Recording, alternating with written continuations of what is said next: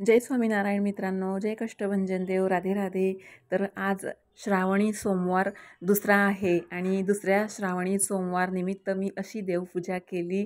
बघू शकता तुम्ही माझा कपालेश्वर महादेवाचा शृंगार. मला ही महादेवाची पिंड माझ्या मिस्टरांनी 4-5 वर्षापूर्वी कपालेश्वर महादेव पंचवटीवरून आणून दिलेली आहे. मी त्यांना सांगितलं होतं की मला छोटीशी महादेवाची पिंड पाहिजे काळ्या रंगाची, तर त्यांनी ही पिंड आणून दिलेली होती.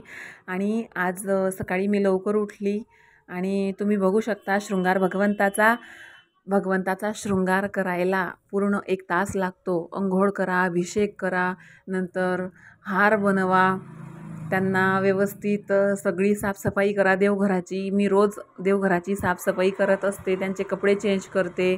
सगळं व्यवस्थित झाल्यानंतर मग माझी गणपती दादाची, हनुमान दादाची, जोगेश्वरी आईची, महादेवाची, पांडुरंगाची आणि भागवताची आरती करते मी. मला खूप आवडते भागवताची आरती. ती जय हो जय श्री भागवता, आरती करू तुझं भगवंता, ही आरती मला भगवंताची खूप आवडते. आणि नंतर मग घालीन लोटांगण, वंदिन चरण, ह्या आरत्या अशा 6-7 आरत्या मी पूर्ण म्हणते. आणि मग त्याच्यानंतर आज श्रावण सोमवार होता म्हणून भगवंताचे 1000 नामावलीपैकी काही जेवढे झाले तेवढे वाचन करून घेते. नंतर कालभैरवाष्टक, रुद्राध्याय तर मी रोज वाचन करत आहे. श्रावण सोमवार चालू झाले तेव्हापासून आताच माझं नवनाथाचं पारायण कंप्लीट झालं. पण आमची दोघांचीही तब्येत ठीक नसल्यामुळे मी उद्यापन कॅन्सल केलं. केव्हाही करेल म्हटलं, पण माझी रोजची उपासना ही असते. आता भाद्रपद महिन्यामध्ये गणपतीची उपासना खूप असेल, पण आपली जी उपासना असते त्या उपासनेच्या आधी केव्हाही आपल्या कुलदेवतेची, आपल्या इष्टदेवाची, भगवान शंकर यांची आरती झाली पाहिजे. निदान आपल्या देवघरामध्ये 5 ते 7 आरत्या झाल्याच पाहिजे. खूप निर्मळ वाटतं, खूप छान. बघा तुम्ही बघू शकता, छान नैवेद्य दिलेला आहे भगवंताला. आणि मी सकाळीच साबुदाण्याचा नैवेद्य दिला होता. दुधाने अभिषेक केला महादेवाचा. 108 नामावली म्हणून अभिषेक महादेवाचा केला. आणि मी सजावटीसाठी म्हणजे शोभेची वस्तू म्हणून मी हत्ती घेतलेले होते. तर तेच हत्ती आज मी देवघराच्या समोर छान चौरंगावर उभे केले छानपैकी. आणि माझ्या कपालेश्वर महादेवाला हत्तींची सवारी केली मी आज. बघू शकता तुम्ही. आणि माझी अयोध्या, नटखटी अयोध्या बघू शकता तुम्ही. किती छान हार घातलेला आहे. तिचा छान बुचा पाडलेला आहे आणि वरती 2 फुलं लावून दिलेले आहे. आणि छोटा अभंग सिंहासनामध्ये बसलेला आहे पंचमुखी हनुमान दादा, श्रीरामचंद्र भगवान आणि हनुमान दादा यांनाही मी हार केलेला. छानपैकी जोगेश्वरी मातेच्या कळसालाही हार बनवला. बाकी सगळ्या देवांच्या समोर एक फूल ठेवून दिलं. अजून आता माझी दुपारची उपासना राहिलेली आहे, पण मला खूप थकवा आलेला आहे. मी झोपून घेतलं थोडं. आता संध्याकाळी 4 नाही तर 5 वाजेला बसेल उपासना करायला आणि रुद्राध्याय वाचून घेईल.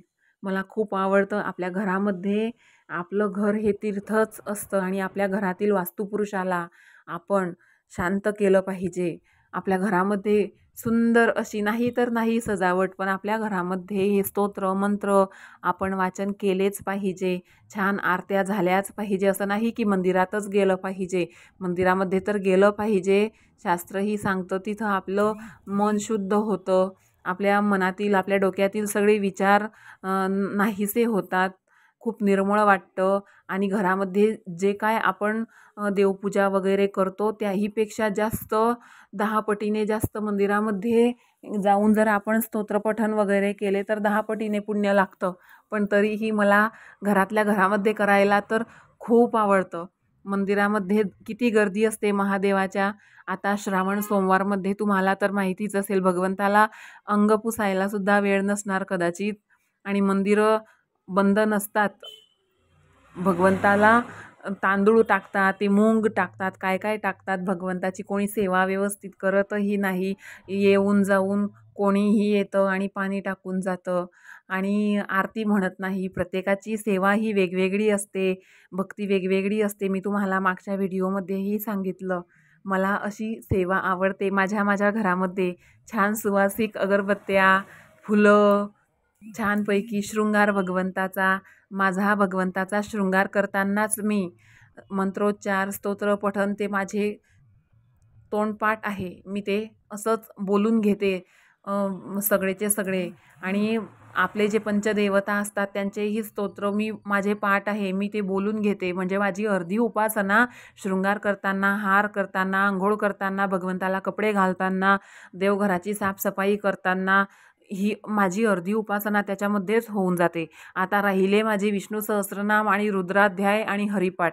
तर हरिपाठाला मी स्पेशल वेगळा वेळ देते. मला हरिपाठ एकांतात बसून वाचायला खूप आवडतं आणि मनन करायला खूप आवडतं.